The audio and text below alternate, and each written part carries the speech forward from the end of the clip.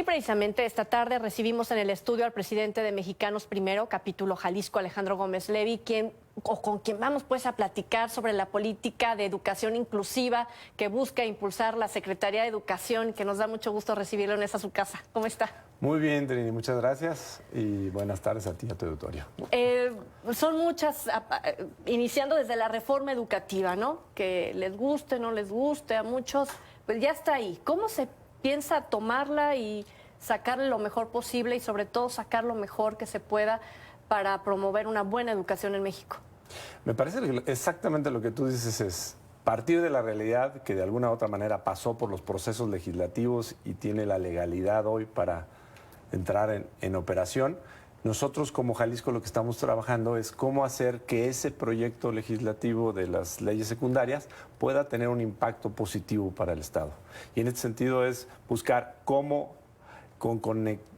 conectarnos con la Secretaría de Educación Pública Nacional y ver de qué manera, por las atribuciones mismas que le dieron a la Secretaría de Educación Pública, podemos hacer que Jalisco siga siendo un ejemplo y tenga una ley de veras de modernidad que nos permita enfocarnos en el mediano y largo plazo en la transformación educativa local. ¿Cuáles son las oportunidades que ustedes ven en esta nueva ley y a dónde Mexicanos Primero se va a empezar a enfocar? Mira, nosotros vemos tres temas que nos preocupan un poco, que en términos de lo que dice la ley, que puede ser también un poco ambigua, y es ver cómo esa ambigüedad la podemos convertir en algo positivo para Jalisco, es que primero la ley parecería darle prioridad a los normalistas y a la Universidad Pedagógica Nacional que a todos los maestros por igual. ¿Y eso qué quiere decir? Que si un maestro, excelente maestro, con super cualidades, es mejor que los normalistas que en algún momento determinado compiten,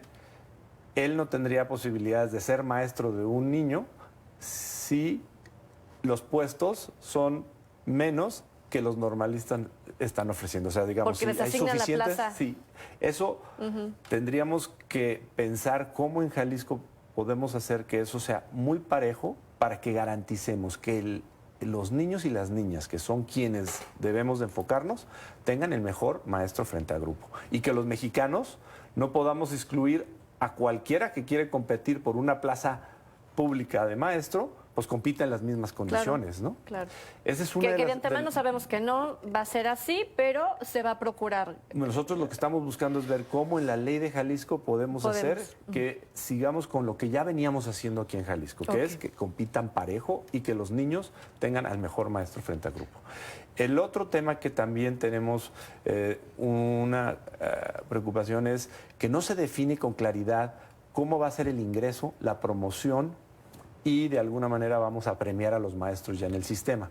No está claro, sino que lo único que define la ley es que la Secretaría va a definir las reglas para que eso se dé. Porque antes el examen, bueno, valía como para promoverlo en caso de que ellos siguieran preparándose y escalando, ¿no? Claro, había un examen de oposición muy claro definido, había unas reglas específicas que hacía claro para los maestros cómo ellos ingresaban. Aquí es un tema que también nosotros tenemos que defender, el derecho al maestro a tener un sistema que sea claro y transparente para ellos y no que en algún momento determinado pueda ser turbio y se pueda prestar a cochupos para que unos u otros puedan entrar. Se empiece a crear ciertos bandos y que al fin de cuentas terminen con ciertas protestas en calle y la interrupción de clases como ha sido la historia toda la vida. Es correcto. Entonces lo que vamos a procurar es que se siga con un sistema en donde busquemos que al maestro demos mucha transparencia en la ley de cómo va a ingresar, cómo se va a promover y cómo va a seguir sus promociones dentro del sistema educativo. Uno más. Eran tres aspectos: la calidad del profesor, hablando de los normalistas, la promoción, cómo será para ellos, y un tema más que les preocupa. Y el tercer tema que nos preocupa es que el instituto que se transforma en el instituto, el INE, que era el Instituto Nacional de Evaluación Educativa, se transforma en uno para la mejora de los maestros. Este instituto en principio tiene unos integrantes que en principio son autónomos y tienen un presupuesto. Sin embargo, el jefe de ellos, arriba de ellos, es el secretario de Educación. Entonces, eso cuestiona la independencia de este sistema, que en principio lo que tendría que hacer es evaluar de una manera imparcial al sistema educativo y proponer mejoras. Entonces, eso también habría que ver cómo se comporta y si no se mete demasiada mano para hacer que se vaya para un lado o para otro. Sin embargo, con todo y esto, ustedes seguirán trabajando con el proyecto de Mexicanos Primero. Entre una de las líneas que tienen a seguir precisamente es la inclusión, esta forma de incluir a todo mundo, ¿no? ¿Cómo lo empiezan a lograr?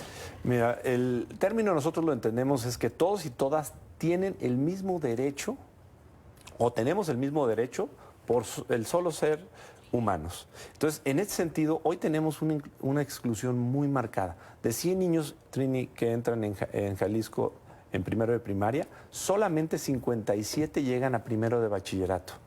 Excluimos a 43 en el proceso. 4 de 10 jóvenes entran en tiempo y forma a la escuela. Eso quiere decir que entren a la edad reglamentaria a la escuela. 4 solamente entran. 6 de cada 10 niños tienen un aprendizaje suficiente.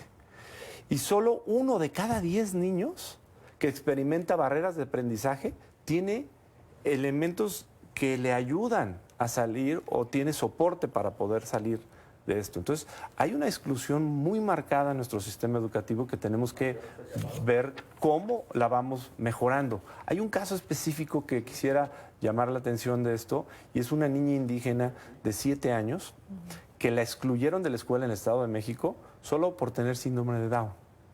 Ella venía cursando y en primero de primaria ya no la dejaron entrar. Y esto hoy ya está en la Suprema Corte de Justicia y el miércoles la Suprema, o sea, mañana, va a dictar si gana o no gana la condición. Y esto nos va a empezar a dar una lógica de qué tanto queremos en México verdaderamente la inclusión. Y esto quiere decir que a todos les tratemos de dar. Esto no quiere decir que el sistema esté preparado, pero sí tenemos que buscar ver cómo lo preparamos. ¿Ayudarían ustedes a familiares de personas, de niños y niñas con alguna discapacidad para que repitan esta historia que el día de mañana seguramente será positiva a favor de esta chica indígena con síndrome de Down? Porque eso se trata, la inclusión es el derecho de todos los niños y niñas en México.